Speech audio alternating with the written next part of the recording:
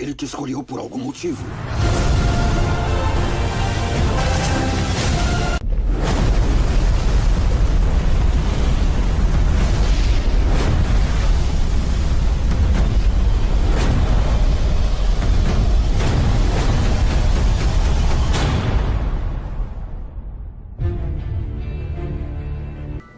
Apresentamos apenas uma breve visão das várias linhas de evidências científicas que apontam para a verdade e a precisão do relato bíblico sobre a recente criação da Terra e o grande dilúvio. Por mais breve que tenha sido essa nossa visão, a conclusão é certa. Os vestígios radioativos em madeiras carbonizadas contestam a escala de eras geológicas a respeito da vida na Terra, que decresce de centenas de milhões de anos para apenas milhares. A ocorrência do grande dilúvio universal explica o veloz acúmulo de vegetação responsável pelas vastas reservas de carvão e de petróleo da Terra. A idade jovem do carvão e sua formação rápida em laboratório, assim como o petróleo que se forma agora na bacia de Guayamos, na costa californiana, se encaixam apenas numa idade jovem e não antiga para a Terra. Os dinossauros são fósseis enterrados em massa em cemitérios e suas pegadas no carvão são uma lembrança muda das inúteis tentativas de tais criaturas para escapar das águas emergentes de um dilúvio universal. O excesso de hélio em granitos profundos fornece evidências concretas de que as rochas da crosta terrestre são jovens e, consequentemente, perturba de forma poderosa os conceitos de uma Terra que se desenvolve desde a antiguidade. E, finalmente, as impressões digitais da criação, também encontradas nos granitos, as mesmas rochas que a Bíblia menciona como sendo as rochas das fundações da Terra, confirmam que todas essas rochas são produto da mesma criação. Esse fato invalida a premissa básica do evolucionismo a respeito da decomposição radioativa uniforme e faz desmoronar toda a estrutura de eras evolutivas. Necessitamos concluir, portanto, que a idade de 4 bilhões e 500 milhões de anos para a Terra, atribuída pelos evolucionistas, não passa de ficção científica. Antes de vislumbrarmos essas evidências, talvez poucos acreditassem que os monolitos de granito de Yosemite fizessem parte da origem da Terra há cerca de 6.000 anos. Isso é até compreensível, em virtude de vivermos num mundo secular dominado pela crença de que a ciência apoia a visão evolucionista de uma Terra antiga. Porém, agora que as provas a favor do criacionismo de uma Terra jovem expuseram o erro fundamental do evolucionismo, nos damos conta de que sempre houve uma ponte ligando a ciência com a criação bíblica. Por que não reconhecemos isso antes?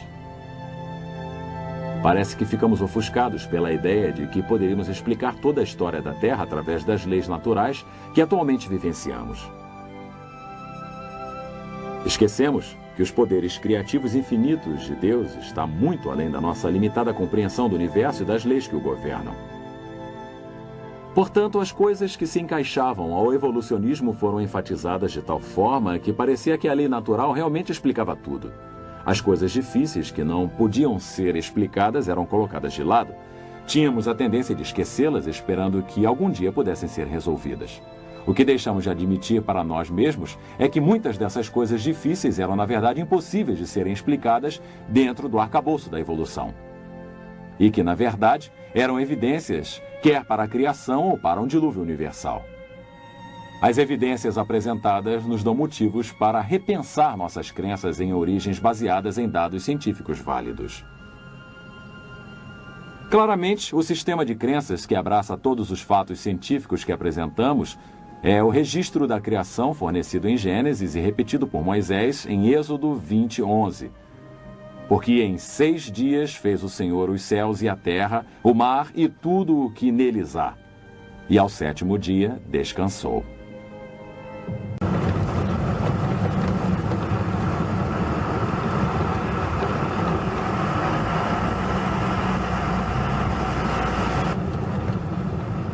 O carvão, uma das grandes fontes de energia da Terra. Antes que possamos responder à pergunta relativa à idade do carvão e o tempo de sua formação, precisamos responder à pergunta: de onde vem o carvão? Aqui nessa mina de carvão em Price, Utah, temos a resposta. Aqui temos um tronco praticamente todo transformado em carvão. Há milhares de troncos assim nessa mina e em outras minas por aqui na região de Price. Este fato nos revela que se houver as condições corretas de pressão, de temperatura, de umidade e de tempo, essa madeira e outras vegetações irão se transformar em carvão. A pergunta seria: quanto tempo levou para que isso acontecesse? Do Monte Catherine, Austrália. Não distante dessa área costeira, com seus marcos geográficos de montanhas planas, há um objeto de extremo interesse geológico: uma árvore antiga.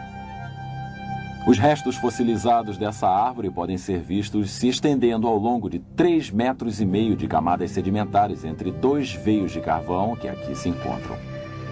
Há anos, quando uma companhia de mineração escavou as camadas revelando a árvore, o fundo da árvore poderia ser visto estendendo-se para baixo, para a parte inferior da bacia. Desde essa época, a parte inferior da árvore se partiu e até agora a árvore, apesar de seu tamanho reduzido, se estende através de camadas que os geólogos normalmente consideram como tendo levado centenas de milhares de anos para se acumular. Porém, tais camadas não poderiam ter demorado um tempo tão longo para se acumular, porque a árvore teria apodrecido antes que os sedimentos tivessem tempo para se acumular ao seu redor. E então, esta árvore é o testemunho mudo para seu catastrófico sepultamento de pelo menos 2 sequências de depósito de cinzas vulcânicas. Como indicam as evidências, a árvore provavelmente foi enterrada numa série de erupções vulcânicas ocorridas em sequência num curto espaço de tempo. Que tal um modelo baseado no registro da história da Terra fornecido em Gênesis?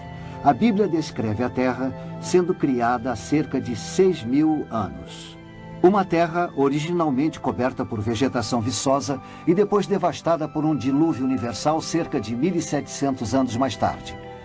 Essa escala de tempo certamente se encaixa com todas as descobertas científicas que citei.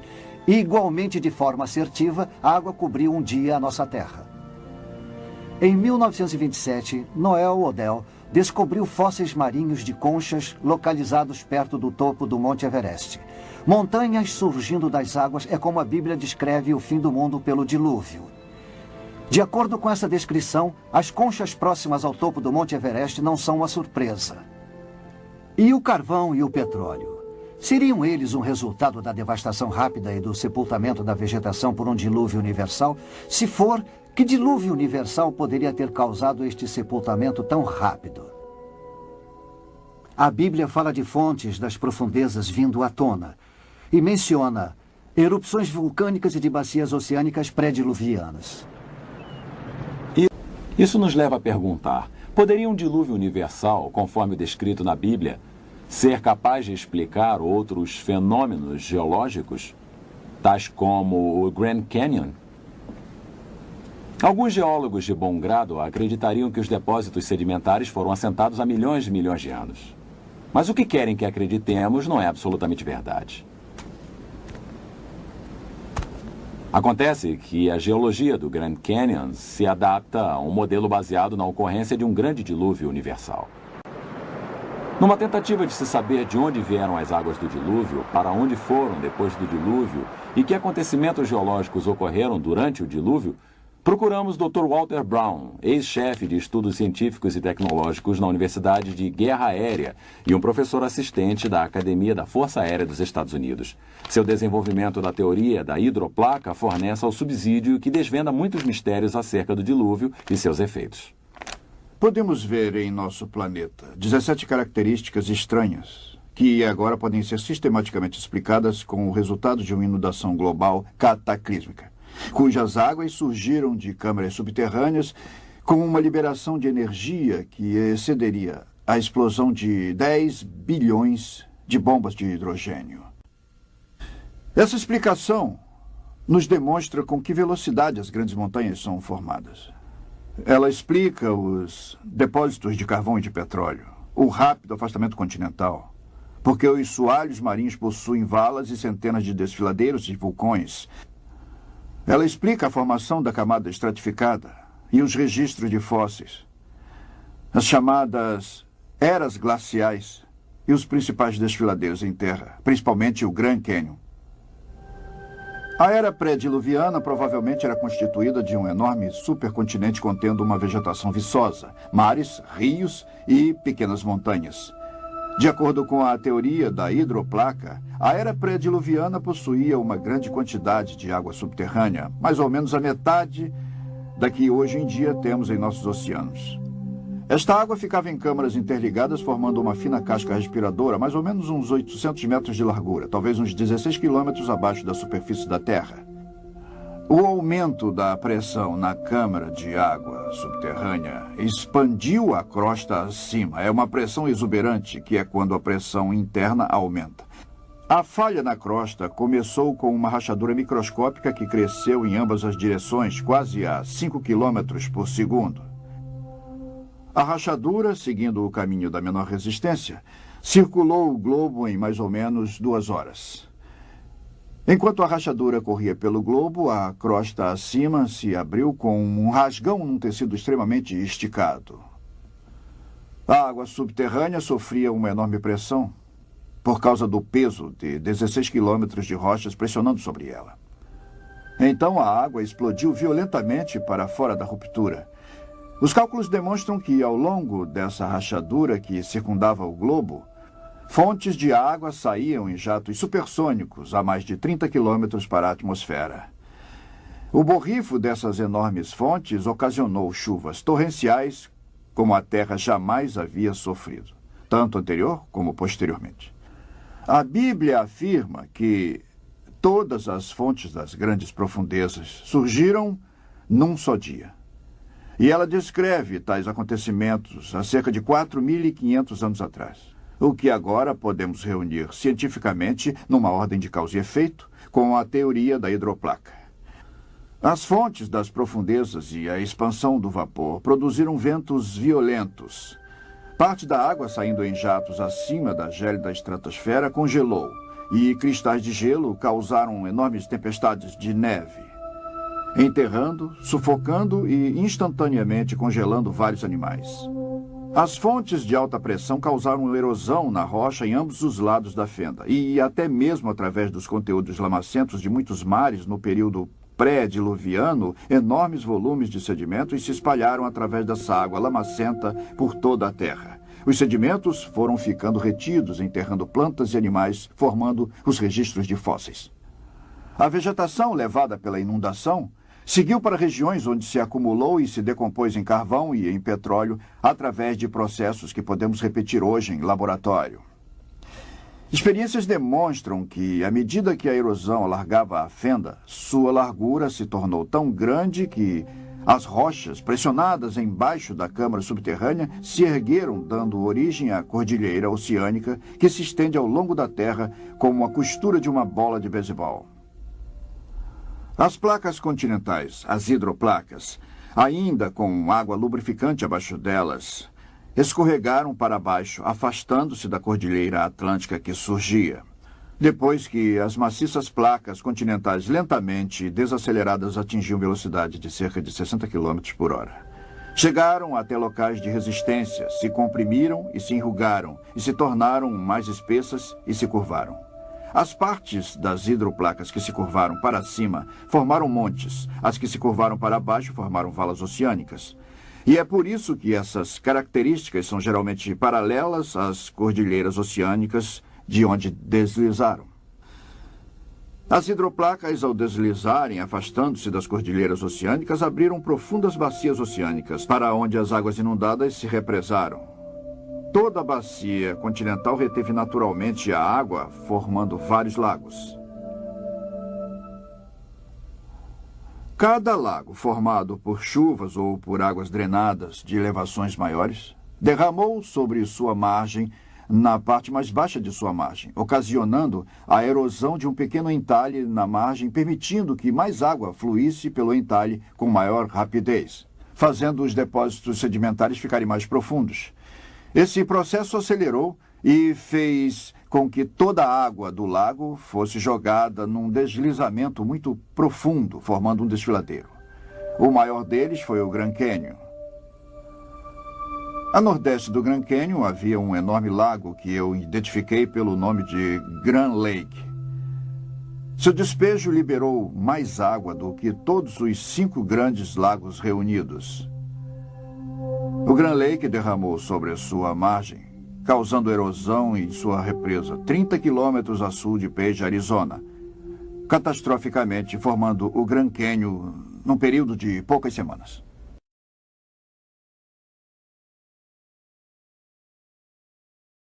Mas agora, tecnologias científicas modernas e explorações arqueológicas estão começando a desvendar muitos dos segredos da história de Noé, há muito esquecidos. Algumas pessoas argumentam que a história da inundação global de Noé, assim como grande parte da Bíblia, não passa de antiga lenda com pouca base, na verdade.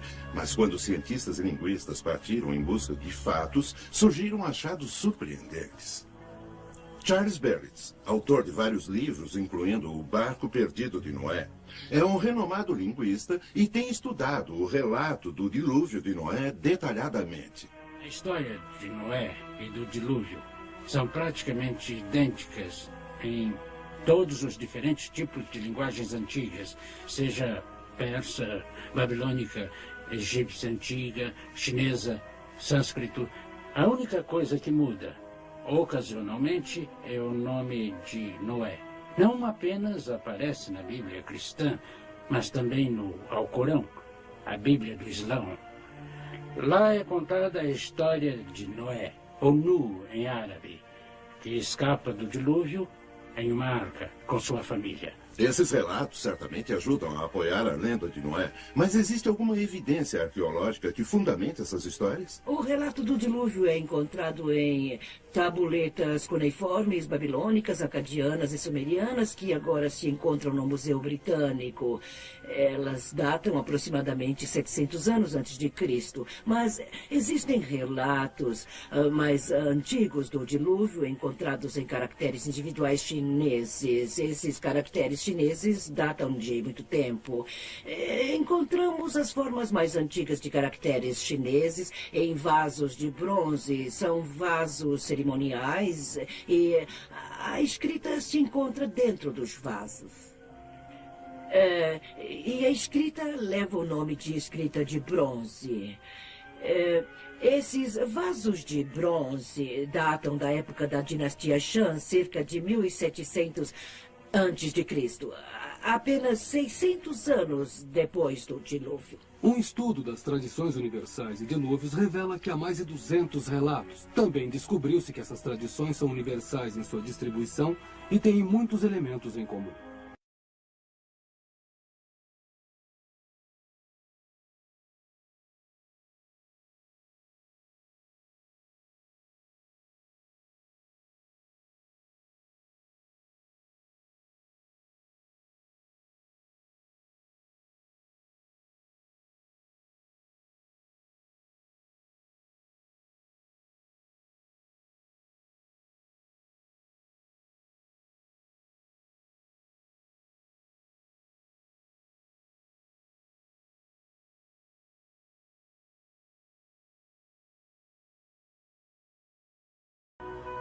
Os 10 anos seguintes de minha vida foram passados juntando essas antigas tabuletas de argila. Mas era mais do que um complicado quebra-cabeças. As inscrições daquelas tabuletas que eu traduzi provocaram um profundo efeito no mundo da arqueologia. Em 1872, após uma década de trabalho, Smith se deparou com um relato de um barco que sobreviveu a um grande dilúvio e repousou em uma montanha. De uma pomba que foi enviada e que não encontrou um lugar para pousar. A história contada nessas tabuletas, conhecida como Épico de Gilgamesh, coincidia exatamente com a história de Noé na Bíblia, sugerindo que o relato bíblico era bem mais do que uma ficção lendária. Os achados surpreendentes de Smith suscitaram muita curiosidade científica e reacenderam um enorme interesse público a respeito da arca e sua possível descoberta.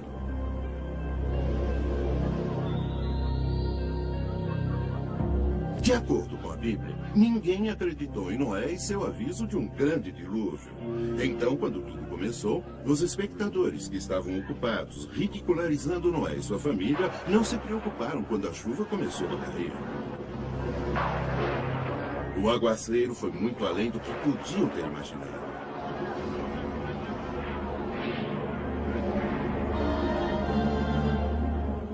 O desprezo foi esquecido e a preocupação se transformou em medo.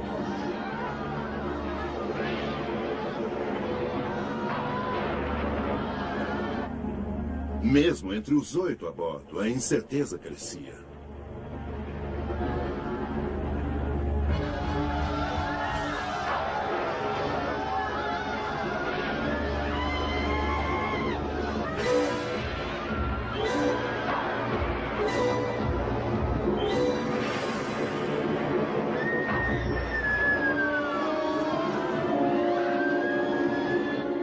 Por ser o tipo de homem que era, Noé se compadeceu deles, mas sabia que não havia outra escolha, a não ser seguir as ordens de Deus.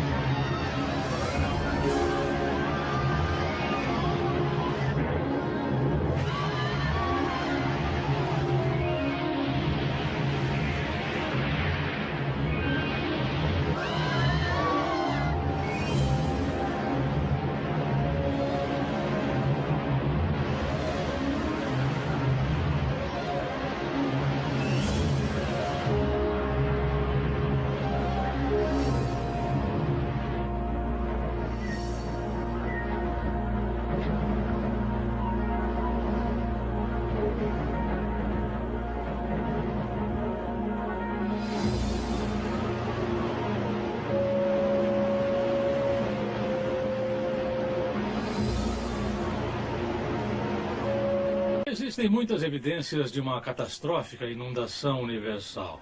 A maioria dessas evidências está nos registros fósseis.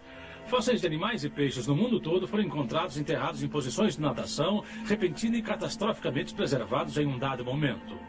Um dos achados fósseis mais fascinantes que mostram animais em posição de natação incluem rinocerontes, hipopótamos e zebras queimados em cinzas vulcânicas em Nebraska. E na Escócia, toneladas de peixes foram encontradas em posição de terror, barbatanas esticadas e olhos protuberantes. Um outro cemitério de fósseis em Geiselstadt, Alemanha, mostra uma mistura de plantas e insetos de todas as zonas climáticas. Quando esses tipos de fósseis são encontrados juntos, costuma indicar uma inundação global e enterro rápido. Em uma inundação global que destruiu toda a humanidade, certamente se esperaria encontrar alguns artefatos da civilização anterior ao dilúvio de Noé. Então, o que o registro fóssil mostra? Artefatos humanos pré-diluvianos foram encontrados? A resposta parece ser sim. Esse pote de ferro, agora exposto no Museu de Arkansas, foi encontrado incrustado em um pedaço de carvão na fábrica de energia elétrica municipal de Oklahoma em 1912. Achei esse sino num pedaço de carvão quando jovem e alimentava uma fornalha na Virgínia do Oeste. E deixei cair um pedaço grande de carvão e quando se quebrou, havia algo saindo dele. Nos meses seguintes eu extraí esse sino. O sino mede aproximadamente 18 centímetros. Tem um deus pagão em cima e um badalo de ferro. E o sino funciona muito bem. Com o tempo, eu descobri que é feito de latão e bronze, mas arsênico, sódio e antimônio, que não são encontrados em ligas que temos nos Estados Unidos hoje. Historicamente, esse sino cerimonial pagão é muito bem descrito no relato do Gênesis encontrado em 4:22, que diz que Tubal-Caim era um artífice de latão e ferro. Portanto, isso provavelmente é um objeto de uma civilização pré-diluviana e poderia ter sido levado pelo dilúvio de Noé até o carvão. Esse antigo martelo manufaturado foi originalmente encontrado em junho de 1934 no Texas Central, perto da elevação Uplift. Eu levei esse artefato ao laboratório TEL em Columbus, Ohio, o mesmo laboratório que analisou as pedras da Lua. A análise dos elementos mostra que é 96,6% ferro, 0,74% enxofre e 2,6% cloro. Os físicos nos dizem que, sob as condições atmosféricas de hoje, não se pode combinar cloro com ferro metálico e, no entanto, aí está. Pesquisas indicam que a atmosfera pré-diluviana é a única explicação plausível para o forjamento dessa liga metálica.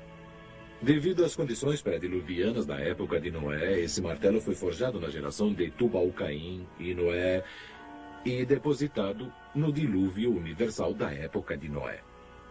E quanto ao próprio Monte Ararat, onde a Bíblia afirma que a arca pousou? Se ele tivesse sido submerso, como a Bíblia diz que todas as montanhas foram, podemos ver alguma evidência de que isso realmente aconteceu? Notei duas coisas em particular no Monte Ararat, de um ponto de vista geológico, que indica que essa montanha vulcânica de 5.200 metros esteve embaixo d'água. Primeiro é a ocorrência em cima do Monte Ararat, chamada de almofada de lava. A almofada de lava é uma formação particular que ocorre quando a lava fundida emerge da terra abaixo d'água. Isso indica que a montanha esteve embaixo d'água. Em segundo lugar, encontramos cristais de sal no Monte Ararat que só poderiam ter se formado embaixo d'água. Esses cristais de sal, encontrados na elevação de 4.300 metros, indicam que pelo menos até a linha de gelo e neve permanentes, essa montanha esteve embaixo d'água. O primeiro capítulo do Gênesis descreve especificamente um firmamento ou atmosfera que Deus criou ao redor da Terra. Ao descrever as águas acima do firmamento, a Escritura sugere que nos momentos antes do dilúvio havia uma cobertura de vapor de água em volta da Terra. Algo como espessas nuvens de chuva que ajudavam a moderar a Terra e a proteger o seu clima. A ideia de uma camada de vapor de água ou cobertura envolvendo a Terra parece um tanto estranho, mas, de fato, coberturas são bem comuns entre os planetas do nosso sistema solar. Vênus, Júpiter e Saturno, todos têm uma cobertura de nuvens e envelopes gasosos espessos os envolvendo. Se a Terra tinha tal cobertura, quanta chuva ela poderia ter produzido? A cobertura de vapor teria precipitado no máximo 12 metros de água diretamente. Mais ainda, a água liberada por erupções vulcânicas durante o dilúvio teria mantido uma chuva pesada caindo durante 40 dias e noites, ficando mais leve à medida em que começou a existir nosso atual regime de tempo. No segundo dia, depois de sair da arca, ele construiu um altar e um grande arco apareceu no céu. Ao examinarmos o céu naquele ano, descobrimos que houve um eclipse solar ao alvorecer. Um fenômeno terrível e assustador. Um computador pode mostrar o que ele viu no céu naquele dia. Gostaria que seguissem comigo por alguns minutos enquanto duplicamos os eventos que Noé viu. Olhando para esta tela, vocês verão o horizonte. Em outras palavras, qualquer coisa abaixo desta linha está abaixo do horizonte ou o que Deus teria visto. Acima do horizonte seria o que Noé teria visto. A grande mancha é o Sol. Nós já estamos progredindo para 4h54 da manhã. O Sol está começando a nascer. 5h08. Notem como o Sol está subindo e, ao mesmo tempo, a Lua está começando a ocultá-lo. Nós movemos para 5h22. Vocês veem como está começando a se formar um arco no céu? Um lindo arco? Então movemos para 5h30 da manhã. E temos um arco que está começando a desaparecer novamente. Mas isso teria sido muito mais espetacular porque o Sol encurva os raios de luz ao se aproximar do horizonte. Portanto, teria sido uma visão assustadora para Noé. Igualmente espetacular no céu do ocidente se teria visto no arco-íris, talvez. E aí vocês têm, precisamente no computador, o que Noé viu naquele dia. Apesar do bíblico dilúvio global ainda ser debatido nos círculos científicos, uma catástrofe universal explica melhor a maioria dos fatores físicos da Terra. Igualmente convincentes são os artefatos encontrados no carvão e depósitos sedimentares, assim como os quase 300 relatos culturais de inundações e a evidência astronômica. Todos eles concordam e apoiam o relato bíblico do dilúvio. Essa história é mais do que um relato de um homem, sua família e um zoológico cheio de animais sobrevivendo a uma catástrofe mundial num grande barco. É o relato do julgamento de Deus de um mundo cheio de pessoas que seguiram seu próprio caminho e da proteção misericordiosa de Deus para com os poucos que o seguiram. Deus ainda quer que tenhamos fé ao segui-lo. Se ele estivesse mandando fazer uma arca hoje, você estaria trabalhando ao lado de Noé ou você seria um dos céticos? Algo a se pensar.